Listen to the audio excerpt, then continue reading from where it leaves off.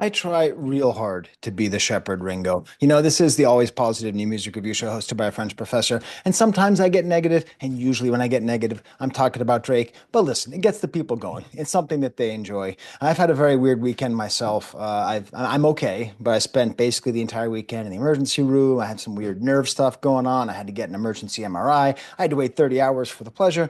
I've just been in a very weird state, you know, eating way too much hospital pudding. You know what I'm saying? And so at the very end of this whole ordeal, boom, the Nokia video comes out.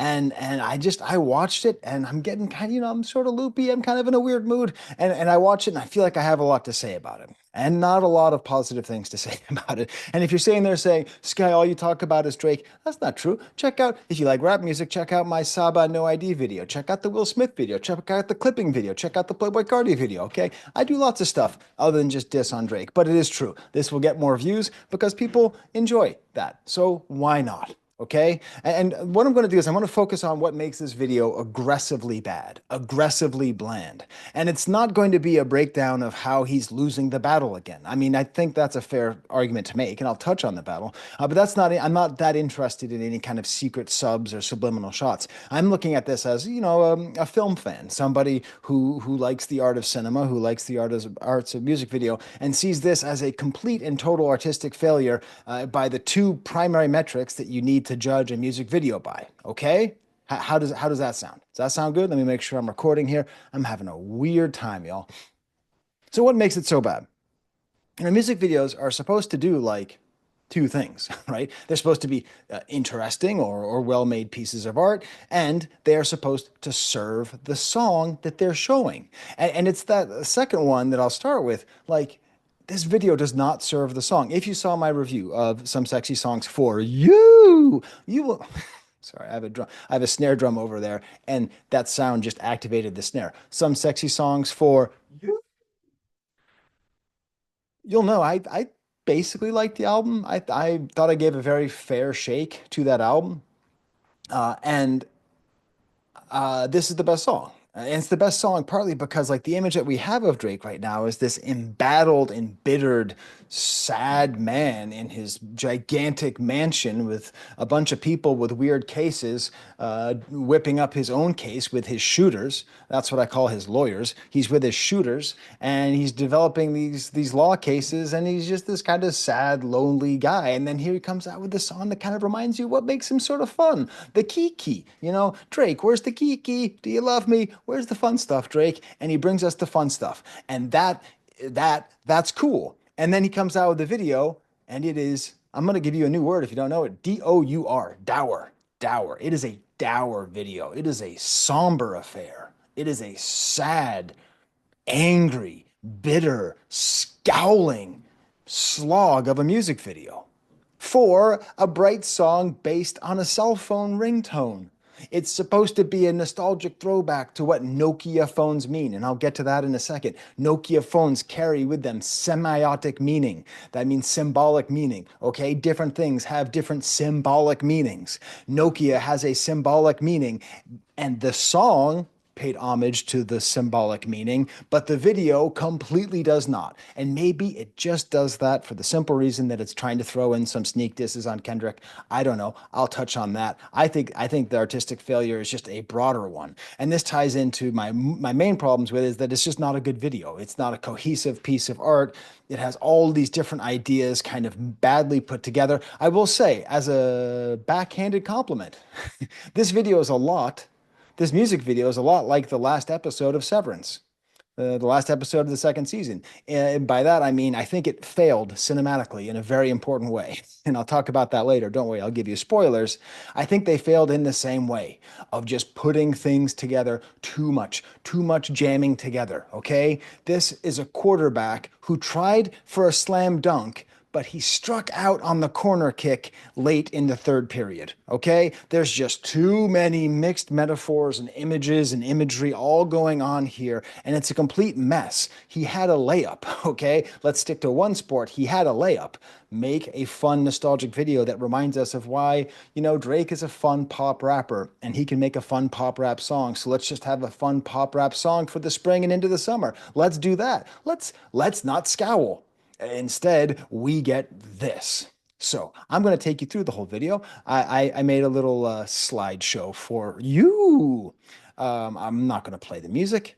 You know, I'm not going to get demonetized on this. Okay. So we start off with strike one. Okay. IMAX. What in the ever loving hell is this doing in IMAX? There is nothing. There's no reason why this is an IMAX other than to be a conspicuous show of wealth. It's just saying, what's the most expensive thing I can possibly do? Okay. This is like Goldschlager, right? It's not better alcohol. There's just little pieces of gold in it that you're not going to drink. Like it's tacky. Like, how can you make a film choice tacky?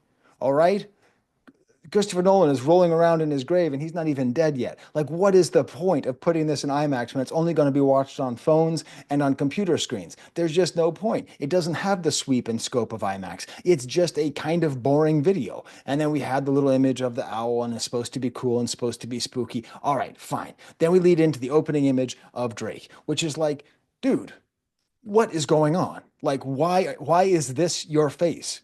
I enjoy this song. I am a Drake song enjoyer. The song is called Nokia. And this is the face you make? This is the face you make? Is this what you want me to be doing when I listen to your diddly-doo, diddly-doo-doo? Who's calling me? Where's the party at? Hmm. I got to tell you, I made that face a couple times last weekend, and it wasn't a good times, all right? And then we had the sort of weird handshake. I guess this is maybe with the producer. I don't know. This is one of those cases where I don't know if you watched Justin Hunt's video on this music video. If you haven't, punch yourself in the face. He thinks this is perhaps one of these kind of sneak disses where he's trying to imitate Kendrick. So it's like, okay, but what's the point? Like, are you trying to beat somebody? Did somebody cut your arm off and you're chasing him down the street with your own cut off arm, being like, I got you, I got you. I don't know.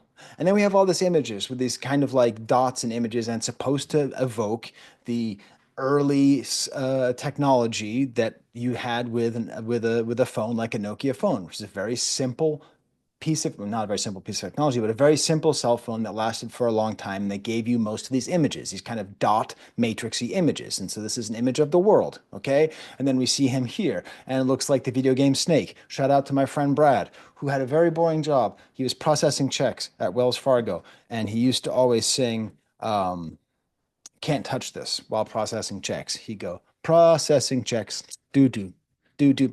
When he would take his lunch breaks in the middle of the night processing checks, he would be playing Snake on his Nokia phone. That dude was so good at Snake. It's a little game. It was the only game you had on your phone. It would just go around like that. So here, hey good, hey good, hey good. This is good right here. There's a theme to the song. There's a theme to the video. You're following it. Except the question is, Drake, what's up with your face? What is going on with your face? What is this face? This is the face of Nokia? Like, what? It's parody? It's satire? I don't know what the hell this is. I enjoyed this song. And then we get to this, which I thought was Carnival. Justin Hunt says it's some other thing that sounds like that. That's a Canadian street festival. Awesome, great. I believe it. I believe it. I haven't been to Canada during any kind of street festivals, but I believe it. So here's a question for you. If you're trying to represent literally an explosion of color that symbolically represents rebirth after a sort of period of like coldness and death, like that's kind of what Carnival's about. You know, it's sort of about like the sort of cycles of life and winter and spring and the death and the rebirth of the Savior, all that kind of stuff, you know? Like maybe don't hire the people for the street carnival to be in a black and white video. This is aggressively boring image. Like this is an aggressively boring image because you know the color that is behind. Why are they filming this like this? Why did they choose to do this? I don't understand. This is like, why would you do it? Why would you make a black and white video of something bright and colorful? I don't understand. And then he's wearing the Drake 1 jersey. Dude, sorry, I have to record in the basement, so you're going to hear the sound of some water up above me. It's exciting. I'm telling you, I'm having a weird week.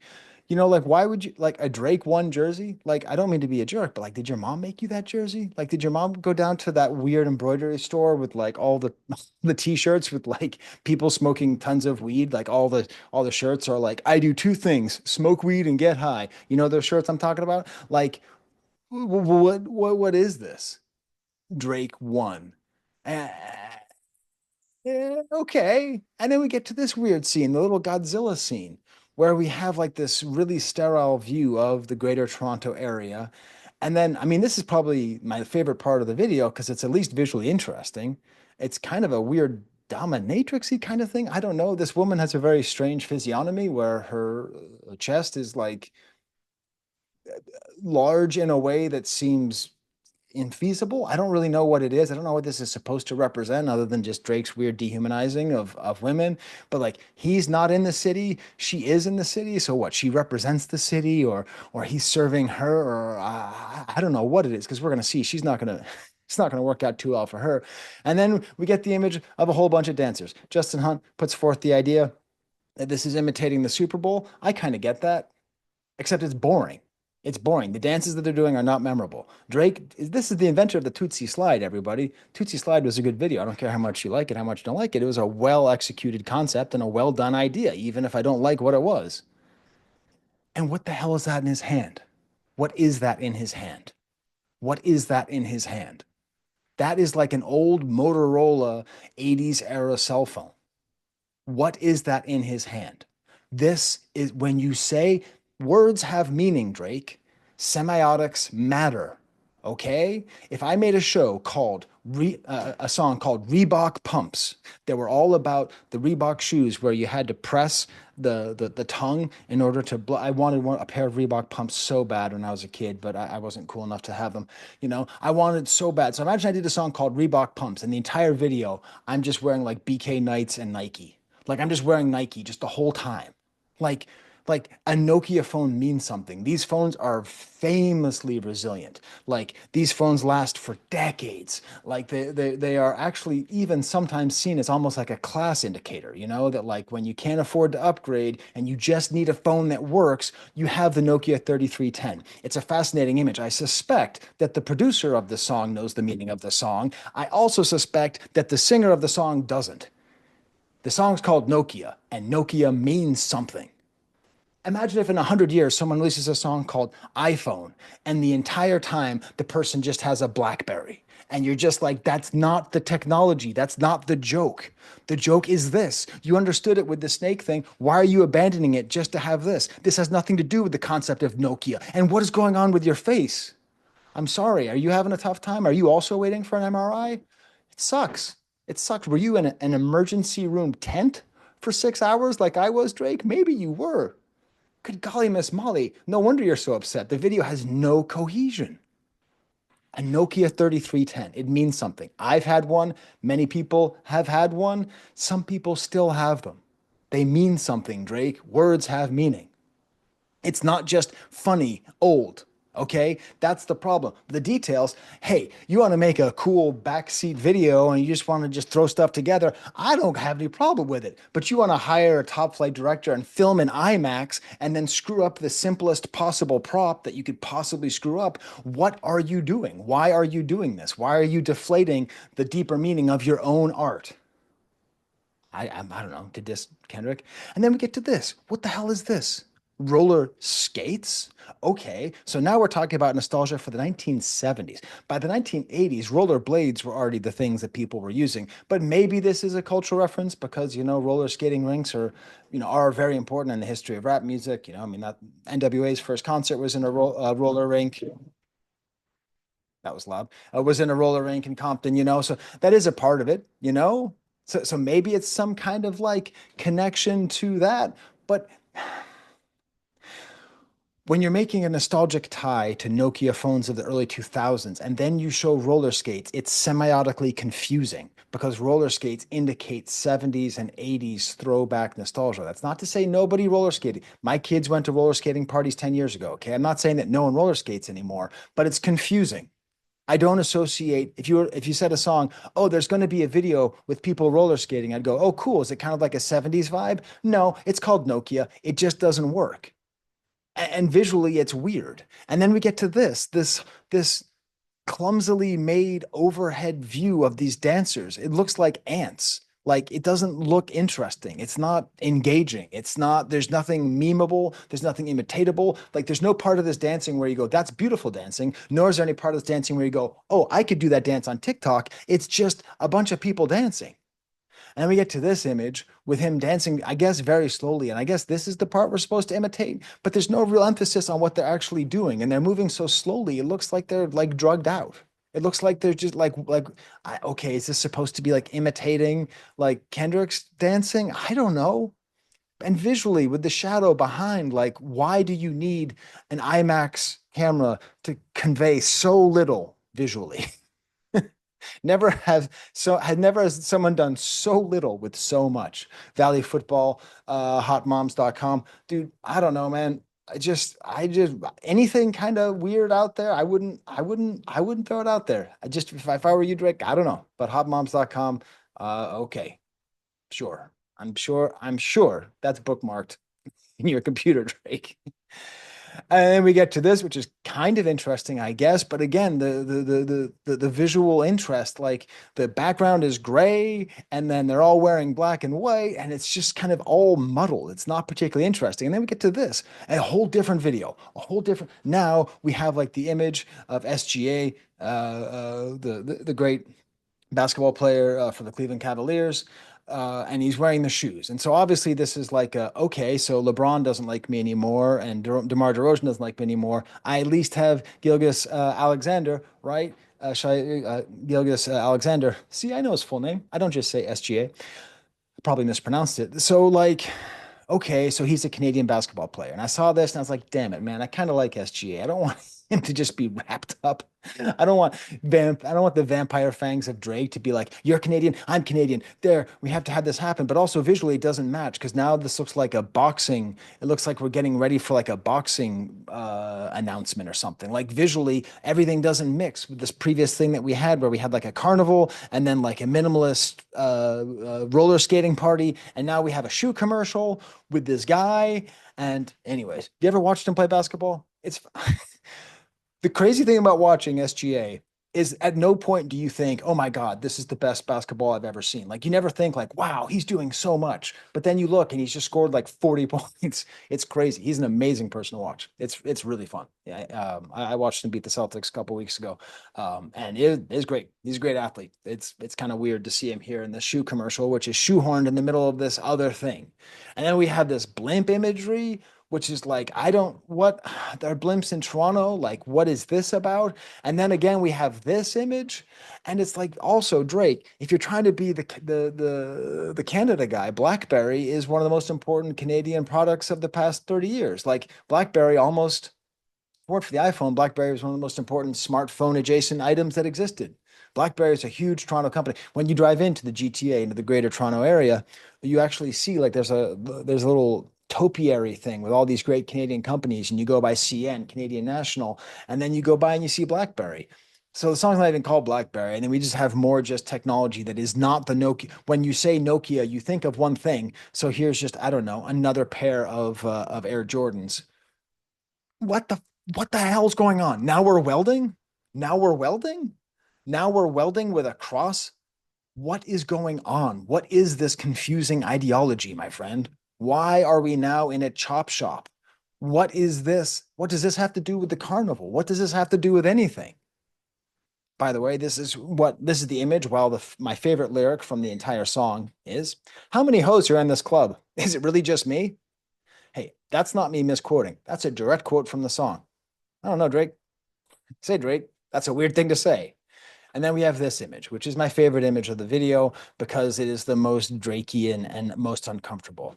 He is just talking to this woman, and this is again, I guess, the personification of Toronto, and she has nothing to do with him. And he's being creepy, and he's talking to her about how his father runs a prostitution ring and how he could take her there too, right? And the way this looks, it reminded me strongly of this image, okay? This famous image of a guy talking to a woman and her just not being interested. All right.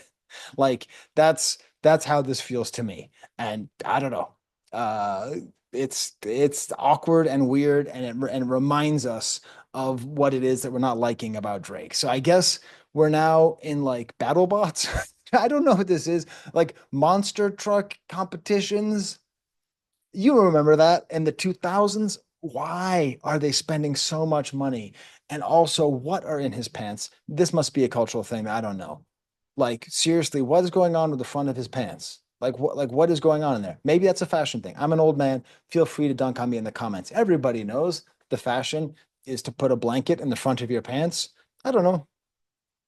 And then probably the most visually interesting thing that they do, they actually use some, I don't know, visual dynamics, some like interesting, a black and white video with some interesting contrast between the colors of black and white with a strong diagonal line. It's not completely devoid of anything interesting, but we're pretty late into the video for me to see anything that I like. And this video as well, again, we're actually playing with black and white. It's not a gray background with a bunch of black and white dancers kind of going around and just kind of bored. This image is interesting. I like this. It gives a sense of monumentality. If you're going to be serious, at least have it look cool. I'm sorry, that's a scene from Doctor Strangelove by Stanley Kubrick, but it kind of reminded me, you know, kind of has that. There's no fighting in the war room, all right? And then we have more of the Nokia imagery. This is what the dollar signs turned into, and there's dollar signs everywhere. And of course, we had this image, right? This image, which I guess is going to be everyone's takeaway. This is supposed to be his grand ha ha ha, I got you. Ha ha ha, I got you. You put one owl in a cage, and so I'm going to put five owls on a 5G tower. Now, I don't know. I don't know if this is like trolling conspiracy theorists. I think it's a nice image. This is probably this is probably the best part of the whole video because it's visually interesting.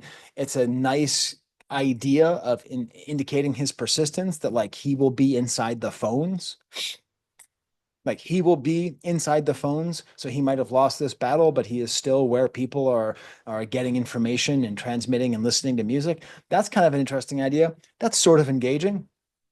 It's a mistake because why remind us of Kendrick at this point?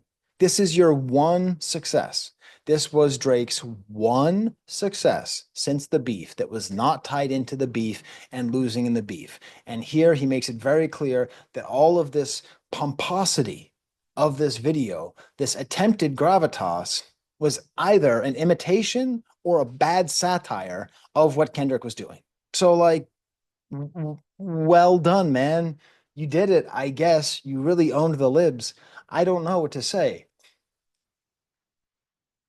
And then we have an image of the director, I guess, just like reminding you that like there was a person behind this rather drab affair. So I said I was going to compare it to Severance.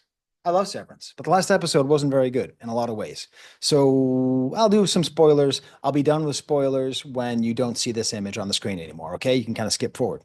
I'm not going to like go into plot details, but I'm going to talk about the style of this last episode.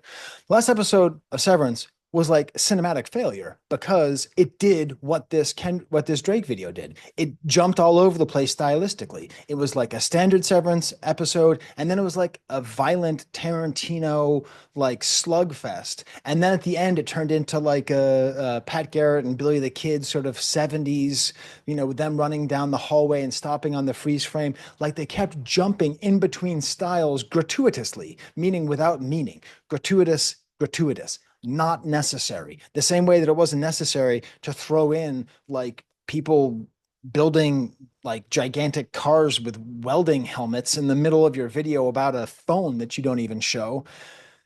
It wasn't necessary, and it to me it messed up the artistry. And then after this scene you actually have this whole Saul Bass style credit outro, reminiscent of, I don't know, like Vertigo or some other work that Saul Bass did with Hitchcock. And it's like, what's going on, Ben Stiller? Like, why? Like, you can make these references, you can change the style, you can do that, but should you? I don't know. So there you go. I'm trying real hard to be the shepherd. Yeah. I still like the song, but I definitely like the song less than I did before I saw the video. It's another not great aspect of it. But what did you think? Am I reading too far into it? Who do you think should win the MVP this year? And a lot of people think Jokic, a lot of people think SGA. I'm going Derek White. I think Derek White should get the MVP this year. Just simply put, no one has a higher impact on their team than Derek White. Okay. Well, until next time, there's the camera. Wait, where's the camera? How do I even do this anymore?